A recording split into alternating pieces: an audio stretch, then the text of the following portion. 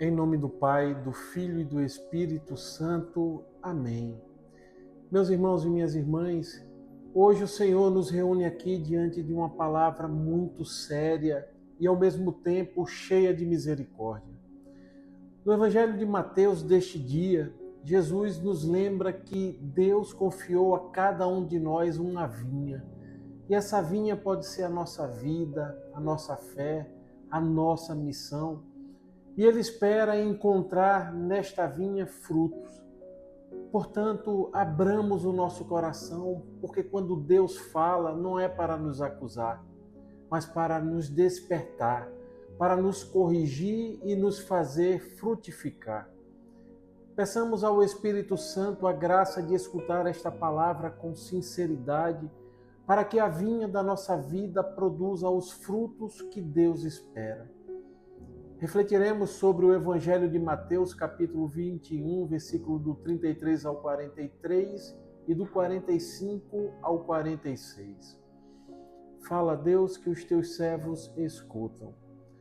O Senhor esteja conosco, Ele está no meio de nós. Evangelho de nosso Senhor Jesus Cristo, segundo Mateus. Glória a vós, Senhor. Naquele tempo, dirigindo-se Jesus aos chefes dos sacerdotes e aos anciãos do povo, disse-lhes: Escutai outra parábola.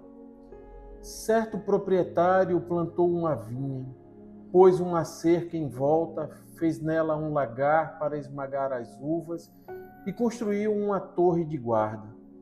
Depois arrendou-a a vinhateiros e viajou para o estrangeiro.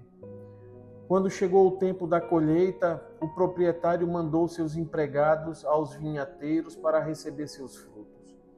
Os vinhateiros, porém, agarraram os empregados, espancaram a um, mataram a outro e ao terceiro apedrejaram. O proprietário mandou de novo outros empregados, em maior número do que os primeiros, mas eles os trataram da mesma forma. Finalmente, o proprietário enviou-lhes o seu filho, pensando: ao meu filho eles vão respeitar. Os vinhateiros, porém, ao verem o filho, disseram entre si: este é o herdeiro. Vinde, vamos matá-lo e tomar posse da sua herança. Então agarraram o filho, jogaram-no para fora da vinha e o mataram. Pois bem, quando o dono da vinha voltar, o que fará com esses vinhateiros? Os sumos sacerdotes e os anciãos do povo responderam: com certeza mandará matar de modo violento esses perversos e arrendará a vinha a outros vinhateiros que lhe entregarão os frutos no tempo certo. Então Jesus lhes disse: vós nunca lestes nas Escrituras: a pedra que os construtores rejeitaram tornou-se a pedra angular. Isto foi feito pelo Senhor e é maravilhoso aos nossos olhos. Por isso eu vos digo: o reino de Deus vos será tirado e será entregue a um povo que produzirá frutos. Os sumos sacerdotes e fariseus ouviram as parábolas de Jesus e compreenderam o que estava falando deles. Procuraram prendê-lo, mas ficaram com medo das multidões, pois elas consideravam Jesus um profeta. Palavra da salvação. Glória a vós, Senhor. A vinha é de Deus. Irmãos e irmãs, no Evangelho de hoje, Jesus nos apresenta uma parábola que toca profundamente o coração da nossa vida espiritual. É a parábola dos vinhateiros. E através dela, nós somos questionados sobre o que é que nós estamos fazendo com a vinha que Deus colocou em nossas mãos. Vejam, meus irmãos, Jesus conta que um proprietário plantou uma vinha. Ele a cercou, cavou um lagar e construiu também uma torre. Depois, ele confiou essa vinha a vinhateiros e partiu em viagem para o estrangeiro. Quando chegou o tempo da colheita, ele enviou seus servos para receber os frutos. Mas os vinhateiros espancaram, apedrejaram e mataram os seus servos. Então o dono da vinha enviou o próprio filho, pensando que ao seu filho eles respeitarão. Mas os vinhateiros disseram entre si: este é o herdeiro, vamos matá-lo e tomar a sua herança. E o mataram. Aqui, meus irmãos, Jesus revela algo muito importante. A vinha, ela representa o povo de Deus, a obra que o Senhor planta com amor. E Deus não entrega a sua vinha de qualquer maneira. O texto sagrado mostra todo o cuidado do Senhor. Ele planta, ele cerca, ele prepara o lagar e constrói a torre. Ou seja, meus irmãos, Deus cria todas as condições para que a vida produza fruto. E a primeira verdade desta palavra é que Deus nos confiou uma vinha. A vinha pode representar perfeitamente a nossa vida, a nossa família, a nossa comunidade, os dons que nós recebemos e também a missão que exercemos dentro da igreja. Mas a grande verdade é que nada disso é propriedade nossa, é confiança de Deus. Mas o problema da parábola começa quando os vinhateiros se esquecem de que são apenas administradores e aí passam a agir como se fossem os donos da vinha. E quando chega a hora de prestar contas, eles rejeitam os mensageiros enviados pelo dono da vinha. Vejam, meus irmãos, ao longo da história da salvação, esses mensageiros representam os profetas.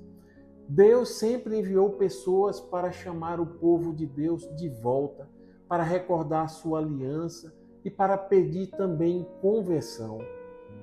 Mas muitas vezes a resposta desse povo foi a rejeição. E então vem o momento mais forte da parábola. O dono envia o próprio filho. Jesus está falando aqui de si mesmo, meus irmãos. Ele revela de forma velada o que acontecerá em Jerusalém. O filho será rejeitado e também morto. Mas é justamente dessa rejeição que Deus realiza algo novo. Por isso Jesus conclui dizendo que a pedra que os construtores rejeitaram tornou-se a pedra angular. Ou seja, aquilo que parecia derrota se torna fundamento. A cruz que parecia fracasso, ela se torna salvação. E então vem a palavra mais direta deste evangelho. O reino de Deus será tirado de vós e será entregue a um povo que produza frutos. Percebam, meus irmãos, que Deus não procura aparências religiosas. Deus procura frutos, frutos de conversão, frutos de misericórdia e frutos de fidelidade. E é assim que essa palavra chega a cada um de nós neste dia. Ele nos traz um chamado muito direto e muito concreto. Porque a vinha, ela continua sendo confiada a cada um de nós. E Deus continua esperando frutos. O problema é que, às vezes, nós podemos cair nos mesmos erros dos vinhateiros e viver a fé apenas como posse, como tradição ou costume, mas sem permitir que Deus produza nela frutos reais na nossa vida. Nós frequentamos a igreja, nós escutamos a palavra, participamos das celebrações, mas o Senhor continua nos perguntando: onde estão os frutos? Os frutos de perdão onde antes havia mágoa, frutos de reconciliação onde havia divisão, frutos de amor onde havia indiferença. Santo Afonso Maria de Ligório, ele dizia algo muito forte.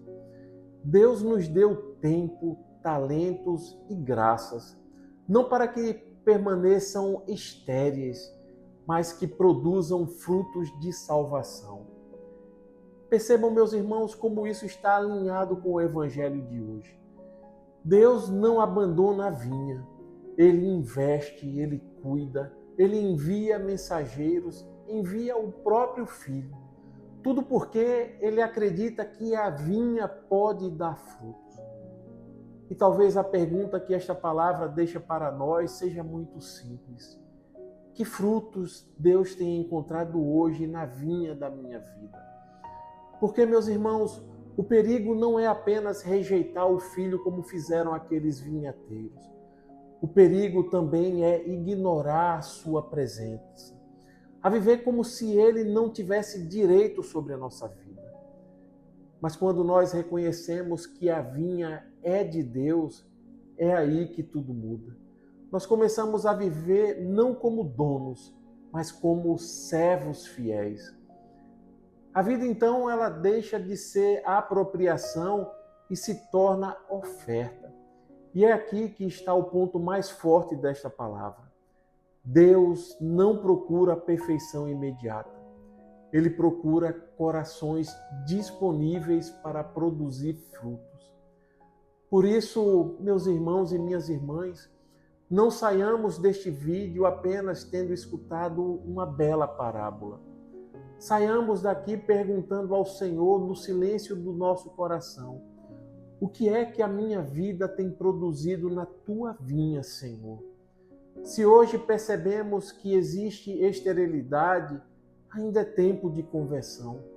Se hoje nós percebemos que existe dureza no nosso coração, ainda é tempo de mudança.